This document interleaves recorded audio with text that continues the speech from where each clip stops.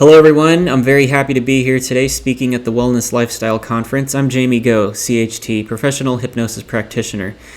And before I get started, if you could just take a moment to think about what you want out of life. Just think about it. We all want something out of life. Could be big, could be small, doesn't matter what it is. But think about something you want out of life, because as you think about what you want during the course of this talk, you'll naturally start connecting what you want with the new information that you're going to be getting into a way that integrates the new information with your current learnings and understandings in a way that's the most effective for you getting what you want. So this is going to help you to get what you want. So what is hypnosis? The talk is all about hypnosis. And what is hypnosis? You may have experienced hypnosis before yourself, either in session, or most likely you've experienced it in the environment from driving. Sometimes people will drive a route that they're used to, going home from work, and they suddenly just make it home.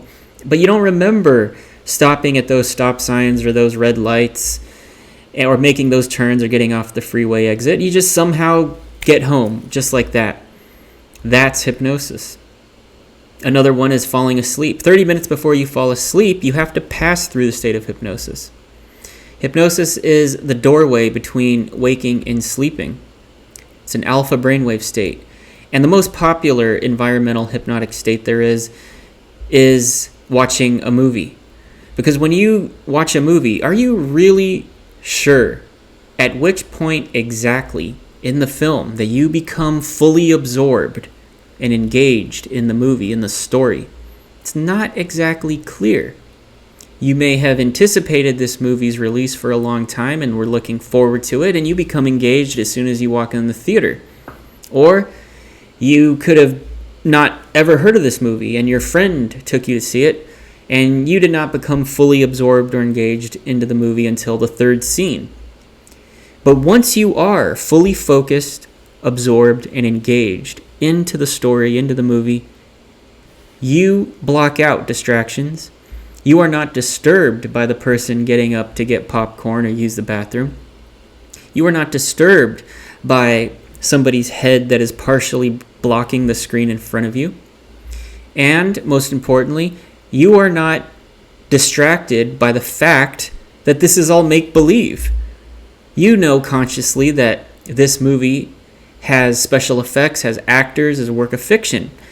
But while you are fully absorbed and engaged and in hypnosis during this film, you suspend all of that disbelief. So this is hypnosis. And everybody can be hypnotized. Everybody has been hypnotized at some point in life. You may have heard that famous saying, well, a certain percentage of the population cannot be hypnotized. This is referring to stage hypnosis, which is very different than hypnosis in general and is very different than therapeutic hypnosis. So I'll take a second to just talk a little bit about stage hypnosis, because this is most people's idea of hypnosis. Stage hypnosis, you may have seen it at magic shows or a high school demonstration where there's a hypnotist on stage. Sometimes he has an assistant, sometimes he has an eye fascination up there with him, and he'll ask some volunteers from the audience to come to the stage, and he'll have them perform strange acts that they normally wouldn't do. He may make them forget their name. He may make them forget how to do basic math. He may have them behave or act like a wild animal. Whatever it is, they will do it. And that phenomenon actually is a real phenomenon. But it's different than therapeutic hypnosis. And the people who actually, so there's a little secret to this. The people who are selected to go up on stage most of the time are very good subjects known as somnambulist subjects.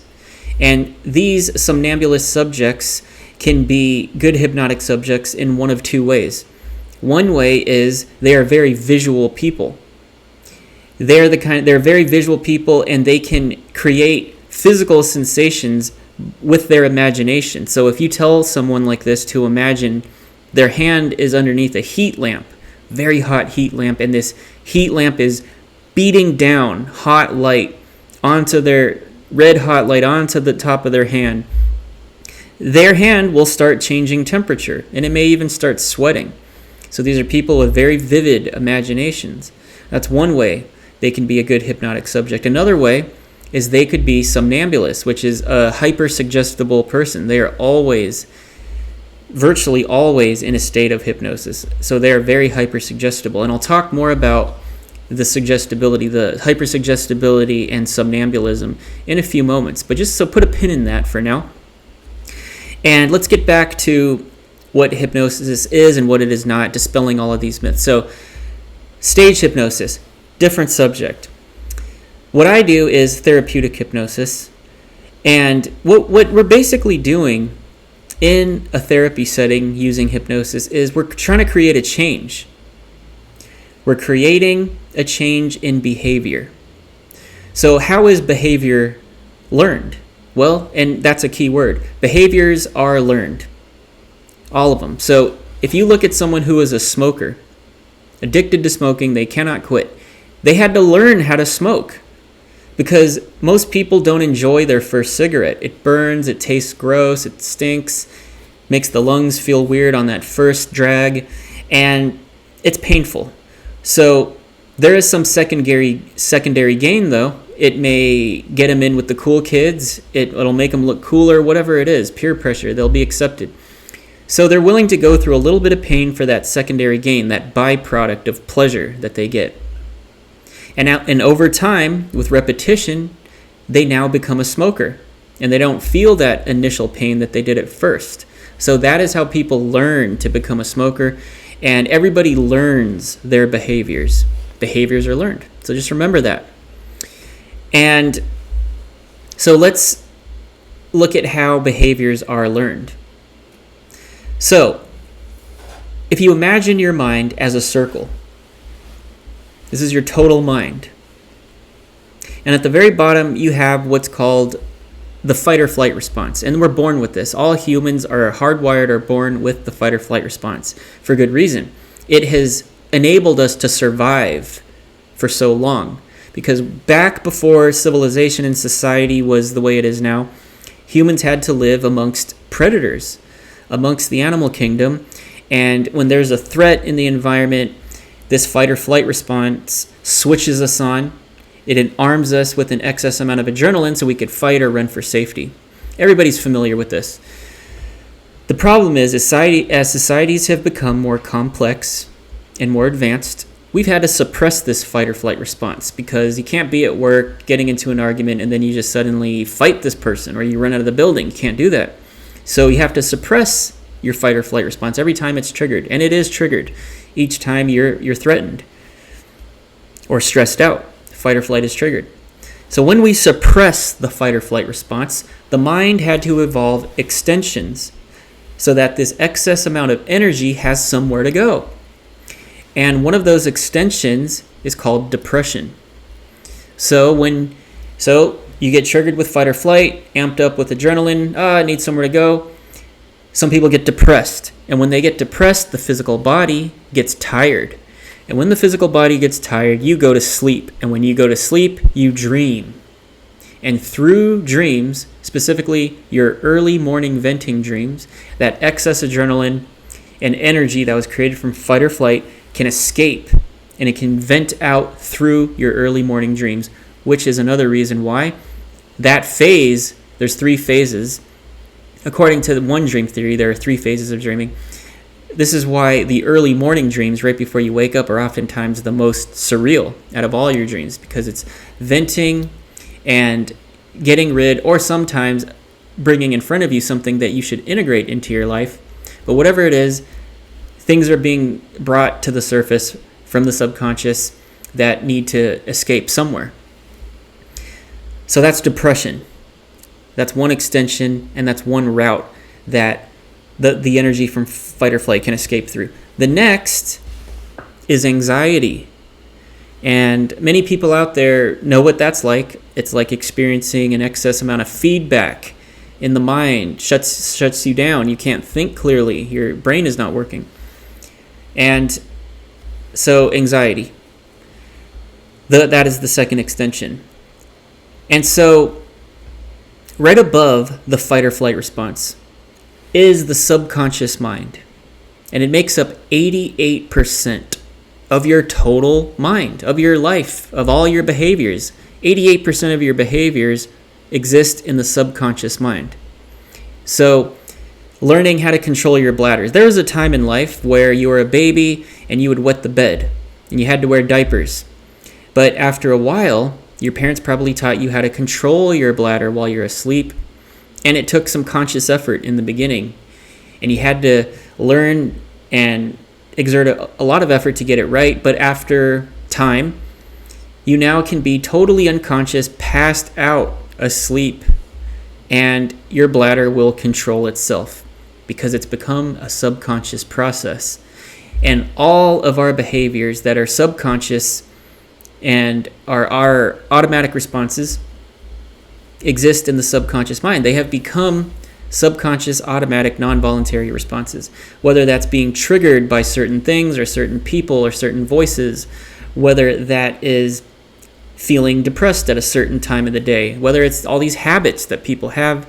Once they are automatic, once it's a habit, it is part of the subconscious mind. So right above the subconscious mind, we have what's called the critical area of mind, or the critical factor, which is basically your analytical process or your belief system. And this forms by about age 8 or 9, which is why you can tell kids who are like 3 years old about Santa Claus and the Tooth Fairy, and they'll believe you. But after a child has reached about 8 or 9, you try to tell them about Santa Claus, and they start questioning it. They wonder, how could this huge guy make it around the world with all these presents, and he can fit down the chimney with all these gifts and do this all in one night? They start questioning that. So this is the critical area of mind, and the purpose of the critical area of mind is to prevent things from being accepted into the subconscious, because you don't want things that you don't believe is true or things that you believe are bad for you. You don't want those things to become subconscious processes. You only want things to become subconscious processes that are congruent with your conscious mind, with things that you think are good in life. And so habits, why they're so hard to break, is because of this critical area of mind. This is the gatekeeper that says, no, you cannot change this whole system without my permission. And I'm not going to give you permission right now unless you do something about it. So the critical mind is like the security system that prevents things from becoming subconscious processes. And so let's say you are a smoker and you want to quit. So consciously you tell yourself, I don't want to get cancer. I want to have good health. I want to quit smoking. So you send that thought into your subconscious mind, but as soon as it hits the critical part of mind, the critical mind starts analyzing it, and it says, wait a second. In the subconscious mind, I love smoking when I wake up. I love smoking when I drink my coffee. I love it when I smoke and drink. I love it when I socialize, when I take a break at work. There's all these positive associations to smoking in the subconscious mind. So it kicks that new idea right out. No, we're not going to quit smoking. So, right above the critical factor, the critical area of mind, you have consciousness, or your conscious mind. This is logic and reason, and it only makes up 12% of your total mind. That's a very small percentage. And so that is about how much control most people actually have over their lives and over their behaviors. 12%, it's not a lot. 88 versus 12%, what do you think is going to win? The 88% is going to win. So how do we change? How do we change that? How do we change the associations in the subconscious mind to fit what we have in the conscious mind, to be congruent with what's in the conscious mind? Logic and reason. We use hypnosis. So we use the tool or the state of hypnosis to bypass that critical factor, to get into the subconscious mind, to rearrange things, to change the associations so that you're not using willpower any longer to just not smoke. You genuinely do not like smoking. This is how hypnosis is used to change habits and behaviors. So there's another concept called homeostasis. Homeostasis is keeping things the same. And it's a healthy thing. Our bodies need to maintain homeostasis. Our bodies need to regulate all of our organs and bodily functions in a way where everything is equal. For every action, there's a reaction, and it's this constant calibrating and recalibrating to keep things the same. But in the mind, you also have homeostasis, because the subconscious does not like unknowns. It needs to know what to expect. So, keeping you the same. So, homeostasis, there's good news and bad news. The good news is keeping you the same. So yes, you may not be able to change for the better, but you also, in a lot of cases, are not going to change for the worse either. So like people who are trying to increase their income, let's say they're trying to double their income, a lot of times they have self-limiting beliefs, and they cannot fathom what it's like to be a double earner. And even if they win the lottery or they get a raise at work and they work really hard to make that extra money, once they have that money, there's often this thing where they will lose the money. And when they lose the money, they end up back where they started in homeostasis. But at the same token, if they ever lose money, lose their job or something like that, that'll last for a little bit. But sooner or later, they're going to return to their thermostat, to homeostasis. They're going to return. So everybody has a subconscious mind, a critical area of mind, a conscious mind, a fight or flight response, and is under and has homeostasis to deal with. And we use hypnosis to change by bypassing the critical mind to change the associations in the subconscious mind. And so now let's talk a little bit about where does hypnosis come from? Well, it's existed for a really long time in the Western world. It goes all the way back to Franz Mesmer, who was German, but most of his work was done in Paris. Franz Mesmer believed that the human body has a magnetic fluid within it, and it runs throughout the body through all these channels that directs the current and flow of this magnetic fluid. And he had these metal rods that he can run over people's bodies, and he can give them suggestions, and this would heal them from psychological and physical ailments. Now, King Louis XVI, the last king of France, did not like Mesmer at all. He did not like him. He was getting so much power. He was getting so many followers. So he organized this panel of scientists to debunk him. And the guy to debunk him was actually Ben Franklin, the American who discovered electricity. So Ben Franklin comes over to this panel, and there's a demonstration. Mesmer is told to do his thing on a patient or a client or a subject, and it works. It actually works. The subject gets results, but then Ben Franklin says, well, wait a second, let me use my magnet. I mean, after all, I'm the discoverer of electricity. I have magnets with me. Let me see if it works when I do it. And of course, it didn't. So this theory that Mesmer had about this magnetic fluid in the body, which he called animal magnetism, was debunked. By the way, we get the word mesmerize as well from Mesmer himself. So it was debunked, and the board was convinced that there is no animal magnetism. This is all BS. However, that's not to say that Mesmer's followers and his clients, his subjects, were not getting results. They were being cured. They were changing. And so Mesmer's followers carried on his tradition, and one of them, by the name of Puy-Ségur, carried on this craft that Mesmer was teaching, and he called it mesmerism. And I don't want to bore you guys with all this dry history, but long story short, mesmerism eventually was changed. The term was changed by a man named James Braid, scientist named James Braid, into hypnotism. And James Braid figured out that what is happening here is the power of the mind. There is something about the power of the mind that is healing these people, whether it's their belief in the cure, or it's the belief in the person administering the cure. It's working.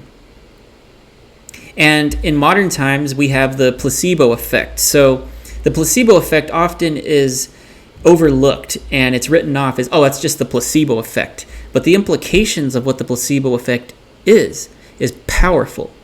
So you could take someone who's depressed and you could tell them, so your brain has these neurotransmitters and you have different levels of them.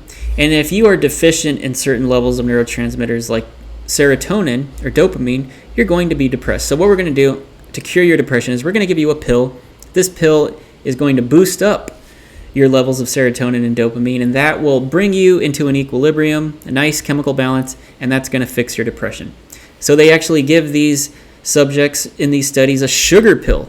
It's not the real antidepressant. There are real antidepressants, as we know, but there are studies where they can give somebody a sugar pill and their depression lifts because they believe in the cure. They believe in the model. And so their own mind, the power of their own subconscious mind, actually heals them. So within everybody has this resource, these resources, this reserve energy bank of resources that you can tap into to heal yourself, to reach higher and higher heights of potential. And we all have it within us. Now, that is not to say that if you are legitimately sick terminally, to not seek professional treatment with modern Western medicine. Definitely do that. We're talking about ailments that are psychosomatic in origin and that are within the scope of control. So like anxiety, a lot of people, sometimes eczema, very minor things. I mean, there's a lot of speculation that even cancers and things like that do have psychosomatic origins. But if it's gotten to that point, it's extreme. So you will need extreme solutions to fix extreme problems. So go definitely seek whatever professional modern Western treatments that you can. But for anything else that is within the scope of your control, you could try this first, using hypnosis, using your own resources to heal yourself. And there is very strange phenomena that happen miraculously, which are spontaneous remissions. And a lot of it is based off of your belief and your suggestibility, which I'll talk about now. So how does hypnosis work? How does it work? It works off of suggestibility. So your suggestibility is your learning process. In other words, it's like a personality trait that you have. And we all have a barometer. We all work off of a barometer. So if you look at this spectrum, at one tail end of the spectrum, you would have a very inferred thinker, an inferred suggestible person. And at the other tail end of the spectrum, you have very literal inferred thinker. And everybody's suggestibility is going to be located somewhere along this spectrum. So let's look at this example. If you are someone who is at the very far end of the inferred scale, you wonder what people mean when they speak. You wonder what the meaning is behind what they say. So, example, you go to work one day and someone who you don't really talk to that much says, "That's a nice shirt." If you are an inferred thinker, you're going to wonder why this person is giving you a compliment about your shirt today. Why didn't they give me this compliment last week or yesterday? Why are they suddenly talking to me? Do they want something from me? You're going to wonder what they mean by it. If you're more on the literal side, you're going to take that literally. You'll take the compliment and you'll move on with your day like nothing happened. So everybody is located somewhere along this spectrum. People who are smack in the middle of this spectrum are called somnambulists. And it's taken from sleepwalking, because people who sleepwalk are also called somnambulists. And so there is a connection between people who are unconscious when they're awake and people who are seemingly conscious when they're asleep. So people who are somnambulists are the most suggestible. They are hyper suggestible. And so they're walking around in their daily lives in a state of hypnosis. And so when somnambulist clients come to see me to work on things, it's usually a process of dehypnosis to wake them up out of the slumber that they've been living their whole entire lives in. And there's many people out there like this. So, is it bad to be hypersuggestible? Is it bad to be a somnambulist person? No. Not if you're aware of what it is. Not if you're aware of when you go into the state of hypnosis. And because oftentimes, you may have heard the saying how, like I mentioned earlier, is that how not everybody can be hypnotized. Well, everybody can be hypnotized. And most of the time that you go into environmental hypnosis, the state is wasted. You're not using it for anything productive. Sometimes you're actually being negatively influenced, which is not good. So being aware, practicing hypnosis, whether it's self-hypnosis or whether it's hetero-hypnosis, that's with a practitioner, you're acquainting yourself with the differences and the distinctions between all of your states of being. And it's good to be aware of when you're hypersuggestible so that you don't become hypersuggestible at the wrong place at the wrong time. You want to be suggestible when it's ideas that are good for you. And so that's suggestibility. And your suggestibility is how you become hypnotized. Now, some people will respond more to extraverbal explanations. Some people are going to respond more to intraverbal explanations. And like I said, some to more literal wording, and to some people are going to infer certain wordings. So hypnosis can help you in many ways. It can help you to change habits. It can help you to gain confidence, to get rid of anxiety, all these things, mostly non-voluntary responses. So if you automatically feel irritated or anxious when you go certain places or do certain things, and those sensations just non-voluntarily, without your conscious effort, just happen, hypnosis can change that. But even more, now I'm going to get into a little bit of metamaterial, because I'm a huge fan of metaphysics and parapsychology as well. Channeling and mediumship, trance, these are all states of hypnosis.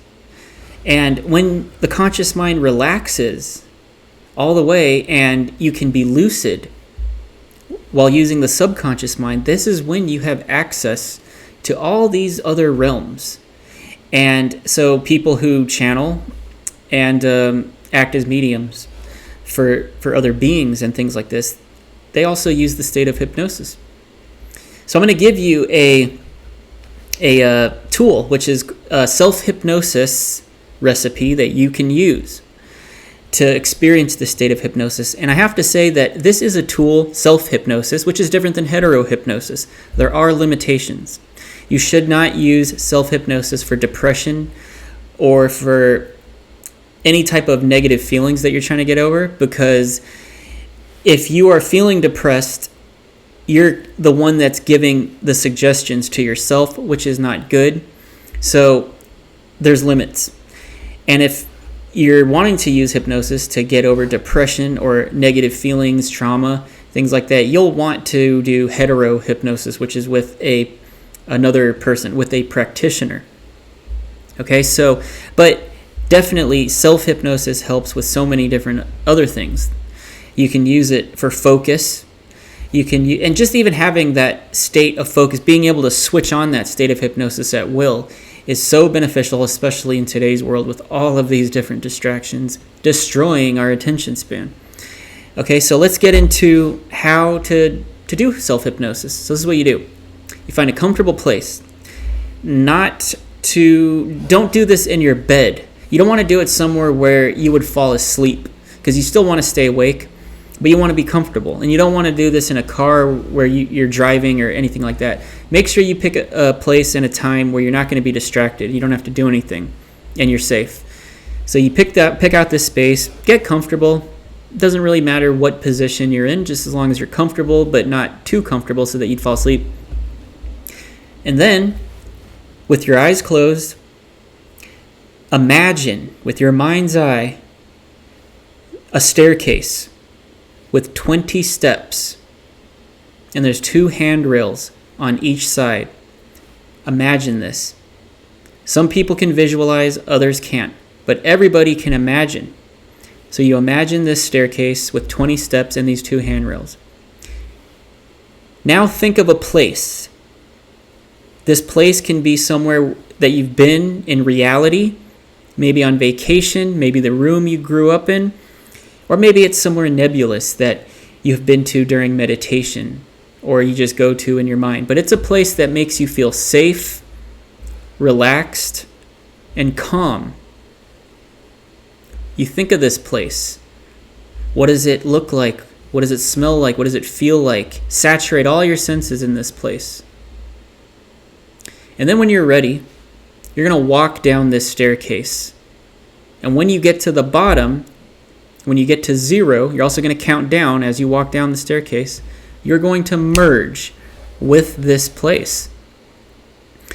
So imagine yourself grabbing hold of the handrails. You take your first step, 20, 19, 18, 17, 16. You count down while imagining yourself walking down this staircase. And when you get to the bottom, around the second and first step, right before 0, you're going to bring in some power words.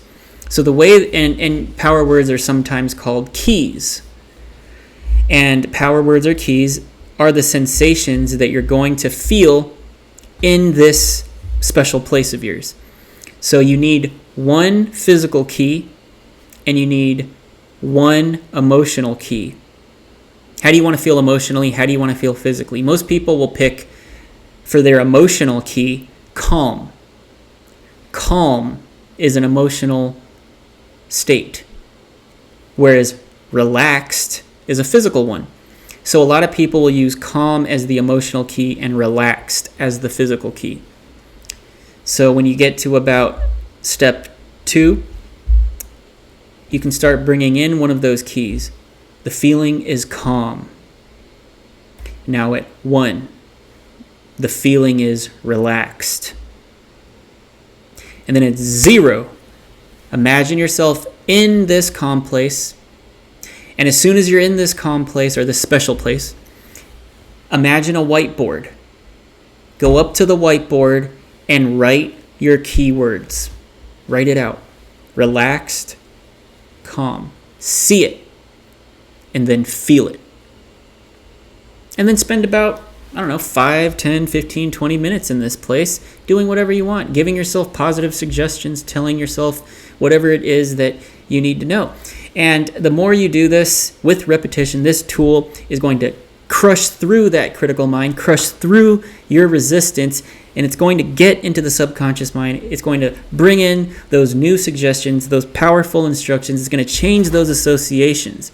And it's going to make the subconscious mind be on board and congruent with the conscious mind, and you are a changed person. And that is the power of hypnosis.